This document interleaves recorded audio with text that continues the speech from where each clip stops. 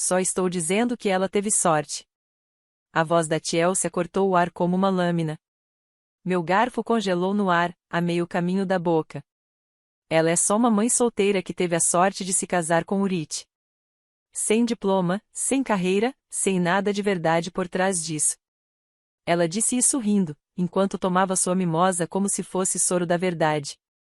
Antes de começar, deixa um comentário e diz pra gente de onde você está assistindo nossos vídeos. E quando terminar de assistir tudo, conta aí nos comentários, o que você faria nessa situação. Seja honesto. A gente lê tudo. Vamos lá. Os outros riram, inclusive meu irmão Brian, que apenas assentiu com a cabeça, tentando acompanhar o tom social da esposa. Fiquei sentada em silêncio na mesa de brunch, enquanto a luz do sol entrava pelas paredes de vidro da cobertura elegante em Manhattan. Chelsea tinha convidado todos os colegas de trabalho do Brian e suas esposas para um brunch íntimo de família, que mais parecia uma vitrine social. Eu não estava usando Chanel, e meu filho pequeno tinha derramado leite na minha manga naquela manhã. Claramente, eu não fazia parte daquele mundo. Você entende o que eu quero dizer, né, Ashley? Chelsea se virou para a ruiva ao lado dela, uma mulher que eu mal conhecia. Tipo, tem uma diferença entre mulheres que constroem alguma coisa e mulheres que só deram sorte. Ashley me lançou um olhar desconfortável. Eu não sei, murmurou. Ela não pertence a esse lugar, Chelsea sussurrou alto bastante para toda a mesa ouvir. Pesquei. De repente, tudo pareceu claro demais, barulhento demais, apertado demais. Meu filho Noah estava com a babá lá embaixo. Eu queria que ele estivesse comigo, mas Chelsea tinha deixado claro que era um brunch só para adultos. Eu devia saber. Me levantei em silêncio. A conversa parou. Não disse uma só palavra. Peguei minha bolsa, tentando respirar. Não era raiva. Ainda não. Era só aquela pressão familiar atrás das costelas. Vergonha. Aquela que aparece quando você é humilhada sem poder responder.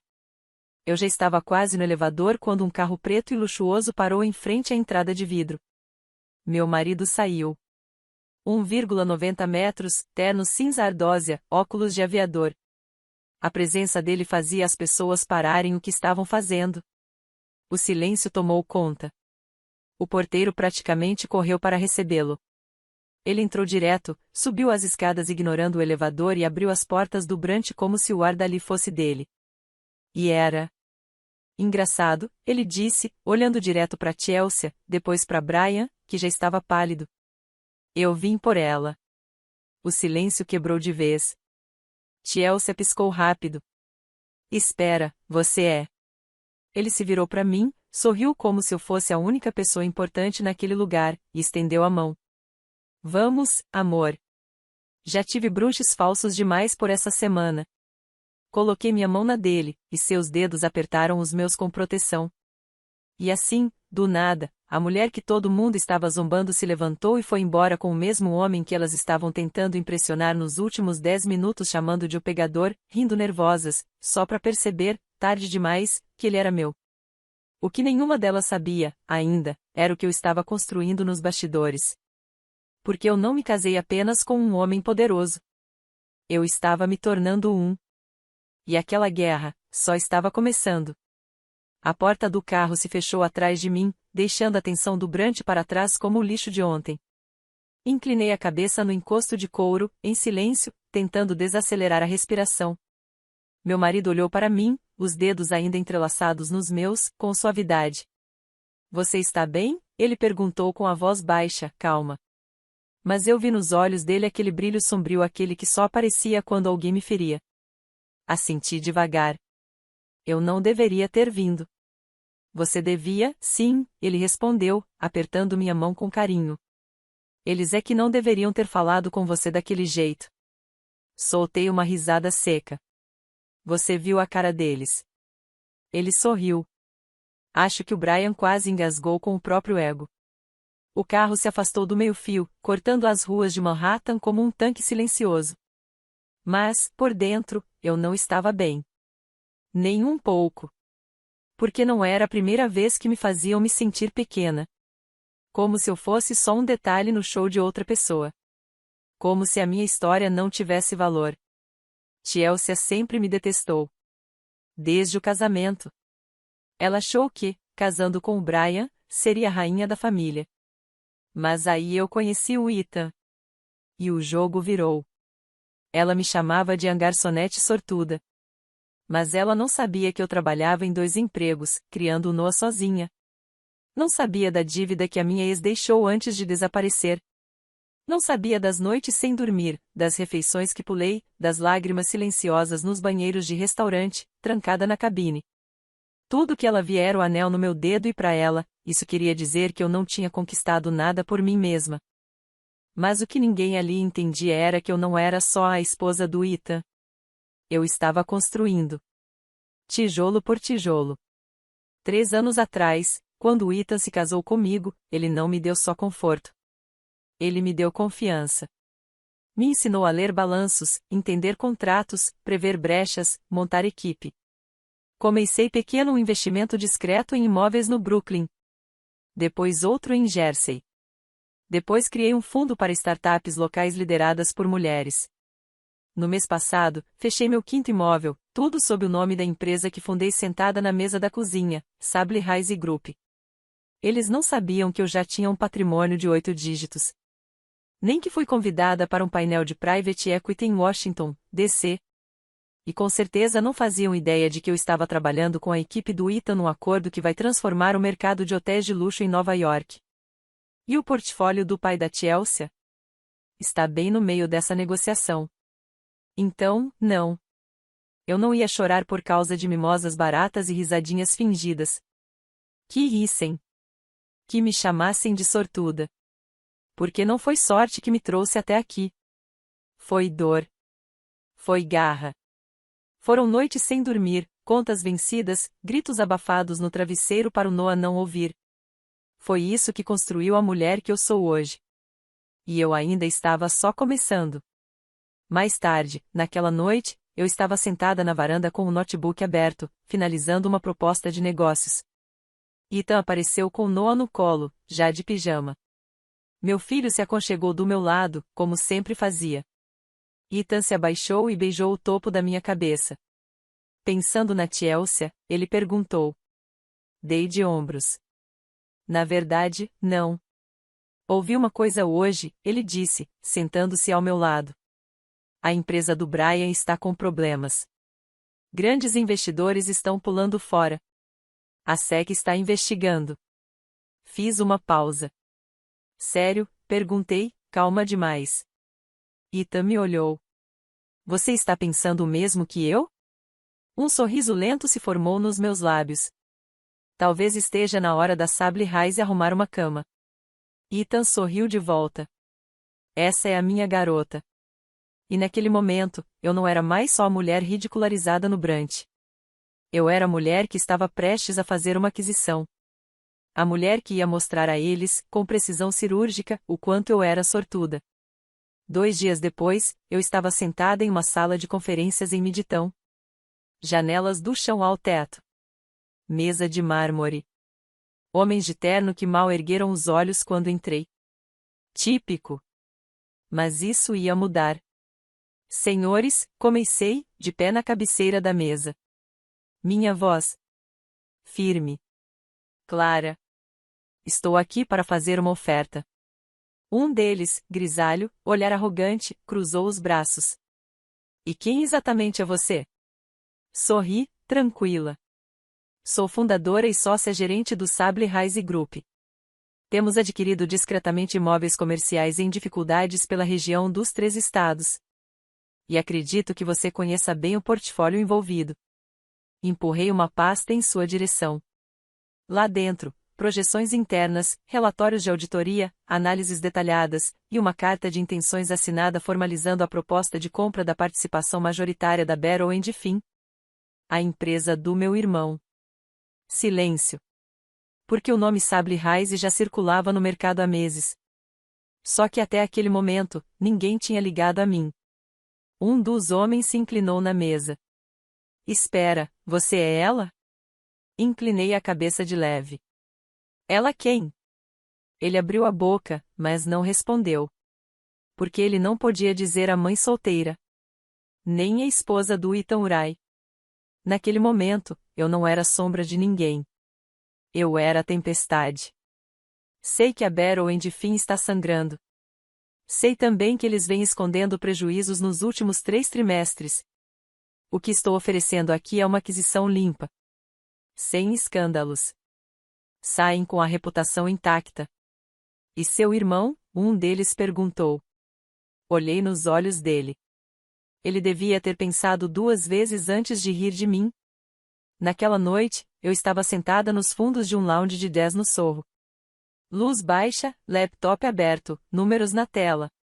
Meu filho dormia em casa. Ethan, em um jantar de negócios no centro. Eu precisava de silêncio para pensar. Então, meu celular vibrou. Chelsea. É claro. Ignorei. Deixei cair direto na caixa postal. Vibrou de novo. Mensagem. Você realmente comprou a empresa do Brian? Você tá louca? Não respondi. Ela estava, enfim, entendendo. Mas aquilo não era só sobre negócios.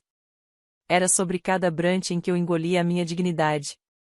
Sobre a vez que riram de mim por usar botas de brechó. Sobre o momento em que ela disse que o Noah provavelmente cresceria confuso por não ter um pai de verdade. Era sobre tudo isso. E agora, era minha vez. E também teve aquela vez em que ela sorriu quando meu carro quebrou bem em frente ao prédio deles, e simplesmente virou as costas. Nem se ofereceu para ajudar. Nunca foi apenas sobre dinheiro.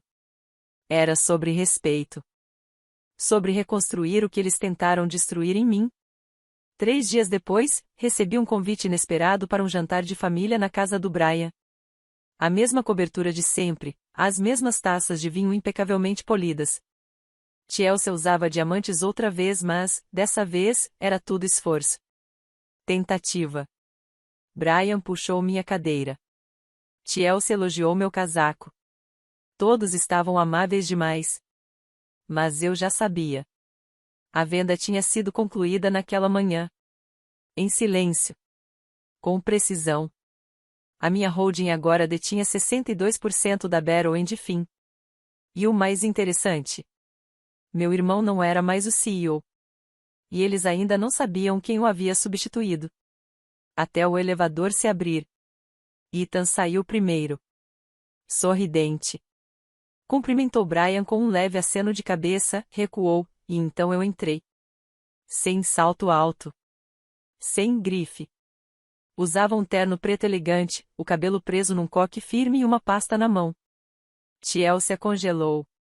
Brian se levantou de repente. O que está acontecendo? Abri a pasta e entreguei a ele. Este é seu aviso oficial. Com efeito imediato. As mãos dele tremiam levemente. Você tá brincando. Olhei direto nos olhos dele. Não, Brian. Eu não estou. Silêncio.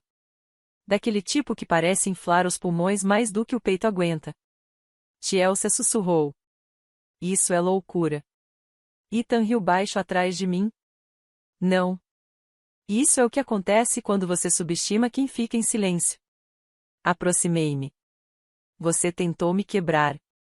Repetidas vezes. Mas não percebeu o que eu estava construindo. Parei diante deles. Você me chamou de sortuda. Mas eu não tive sorte.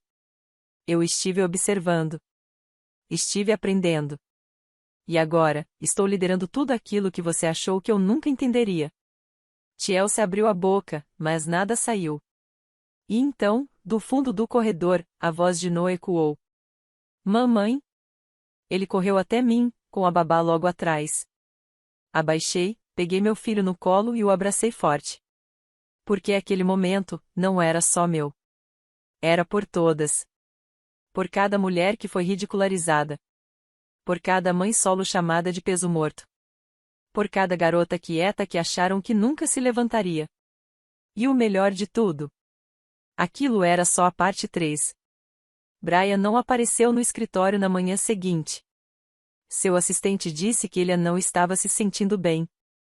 Mas nós dois sabíamos. Não era uma gripe. Era um colapso. Sua conta de e-mail? Suspensa. Cartões corporativos? Congelados. A diretoria sênior? Já informada sobre a auditoria interna. Iniciada por mim. Porque quando alguém administra uma empresa como se fosse o próprio caixa eletrônico, cedo ou tarde, alguém aparece para conferir os recibos. E esse alguém, agora, era eu. De volta ao escritório da Sable Rise. Meu escritório.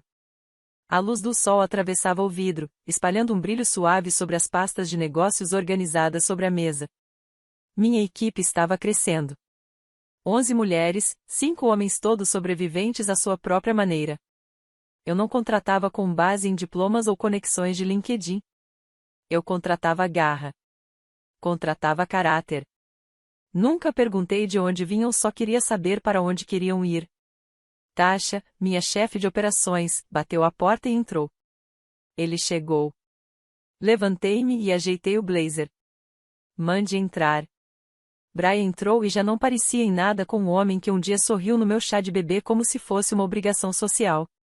Seu terno estava amarrotado, a gravata frouxa e o orgulho, pendurado por um fio. Ele não se sentou. Só me encarou. Você realmente fez isso, murmurou. Você realmente conseguiu. Encontrei o olhar dele. Não, Brian. Eu mereci. Enquanto você desfilava como o príncipe do legado, eu estava trabalhando. Cada hora. Cada contrato. Cada noite. Nada me foi dado. Você perdeu porque nunca soube o valor de conquistar. Ele deu um passo à frente, o rosto tenso. Essa empresa deveria ser minha. Agora é sua. Soltou uma risada amarga. Tudo isso porque você se casou com o Ethan. Balancei a cabeça.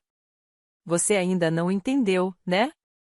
Dei a volta na mesa, parando bem perto dele. Eu não conquistei isso porque me casei com o Ethan. Eu me casei com o Ethan porque já era uma lutadora. Porque eu sabia o que era dor. Porque eu valia a pena. Enquanto você e a Chelsea zombavam de mim, eu estava aprendendo. Observando.